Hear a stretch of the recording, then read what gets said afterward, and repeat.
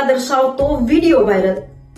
શિવશક્તિ માર્કેટમાં આગની ઘટનાએ કાપડ બજારમાં ઘેરા પ્રત્યાઘાતો સર્જાયા છે। વેપારીઓમાં દુઃખમાં સહભાગી થઈને તેમને મદદરૂપ થવા સાથોસાથ હોળીના કાર્યક્રમ નહીં કરવા અને કાર્યક્રમમાં ખર્ચના નાણાં પીડિત વેપારીઓ માટે એકત્ર કરાઈ રહેલા ફંડમાં આપવા વ્યાપક તબક્કે અપીલ થઈ હતી।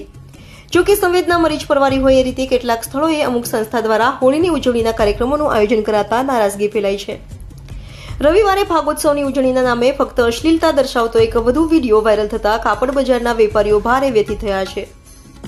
સોશિયલ મીડિયામાં પણ આવી હરકતો સામે ભારે રોષ ઠાલવતી કમેન્ટ્સ જોવા મળી છે। વિડીયો પૈકી સૌથી વધુ ચર્ચાના કેન્દ્રમાં રહેલા એક ભાગ ગીત પર ડાન્સ કરતી મહિલા બીભત્સ ઇશારા કરતા દેખાય છે। એક વ્યક્તિ સાથે ડાન્સ કરતા મહિલા તેના ખોળામાં પણ બેસી જાય છે। ફરી અશ્લીલ ઇશારા કરતા બીજા વ્યક્તિના હાથમાંથી પૈસા લઈને નૃત્ય કરવા માંડે છે।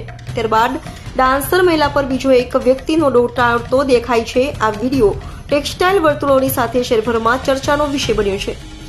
આ જ રીતે રવિવારે સુરતમાં એક સંસ્થાનો ભાગોત્સવનો વિડીયો પણ ભારે વાયરલ થયો હતો, જેમાં એક વયસ્ક વ્યક્તિ મહિલા સાથે ડાન્સ કરતા દેખાઈ રહ્યા હતા, જ્યારે પાછળના ભાગે બીજી કેટલીક મહિલાઓ શ્રૃંગાર કરતા દેખાઈ હતી। આજે રજાના દિવસે પણ વાયરલ વિડીયોને લઈને કાપડ વેપારીઓ એકબીજાને કોલ કરવા માંડ્યા હતા।